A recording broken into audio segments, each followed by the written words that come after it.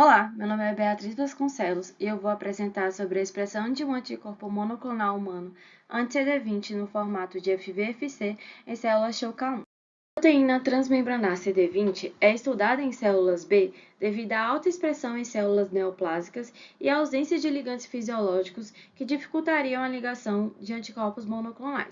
O rituximab é um medicamento anti-CD20, um anticorpo anti-CD20, e ele funciona para tratamento de linfomas não Hodgkin. E ele funciona eliminando essas células neoplásicas por meio do estímulo do sistema imunológico por via de citotoxicidade dependente de complemento, citotoxicidade dependente de anticorpo ou por via de apoptose.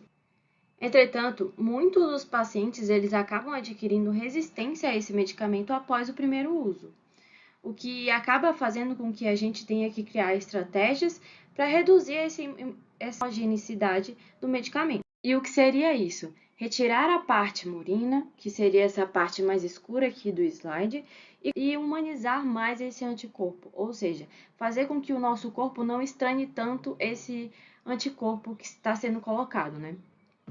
E assim também estimulando mais a via por ADCC.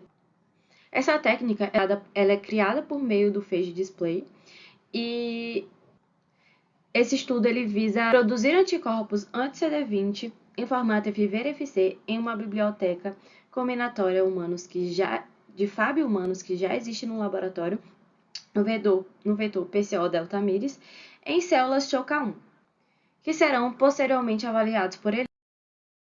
O principal objetivo desse projeto é a produção de anticorpos anti-CD20 em células CHOCA1.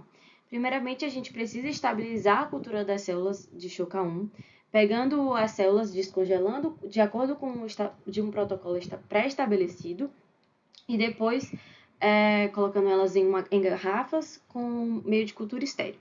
Depois de estabilizadas, a gente parte para a transfecção com lipofectamina com plasmídio de interesse, que aqui a gente chama de PD1. A transfecção, a gente utiliza um reagente chamado de lipofectamina, que permite com que esse plasmídio seja entregue à célula por meio de uma vesícula que permite a endocitose.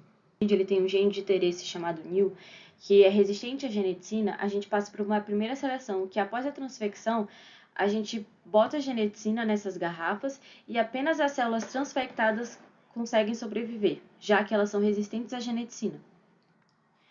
E a partir disso, a gente consegue selecionar elas melhor, depois com o ELISA. A seleção de clones por meio de ELISA, ela permite uma melhor estabilidade, um melhor controle e uma melhor produção posteriormente. Ela ocorre por meio de 4 semanas. Na primeira semana, a gente tem um maior número de clones, e aí, depois da primeira semana, a gente seleciona os que a gente chama de melhores clones, os melhores produtores, e passa para um período de maior controle, em maiores quantidades de garrafas, 3 garrafas diferentes, para 3 clones diferentes durante 3 semanas. Os resultados do ELISA apontam que o clone 2, 6 e 16, após um acúmulo de sobreandante de uma semana, foram os que obtiveram o maior nível de produção de picogramas por ml. Nessa primeira etapa, os clones 2, 6 e 16 passaram a ser replicados em garrafas maiores, em 3 garrafas, e foram analisados durante o período de 3 semanas, onde obtiveram os seguintes resultados. O clone 2 possui uma maior média de produção e um maior nível de produção, enquanto o clone 16 ficou em segundo lugar e, por último, o clone 6.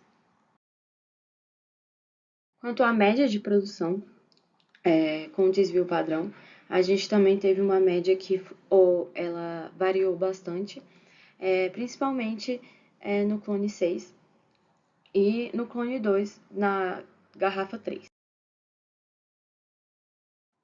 A conclusão que a gente chega é que houve uma variação no nível de produção, mas o ELISA é um teste quantitativo, ou seja, ele não define funcionalidade do anticorpo.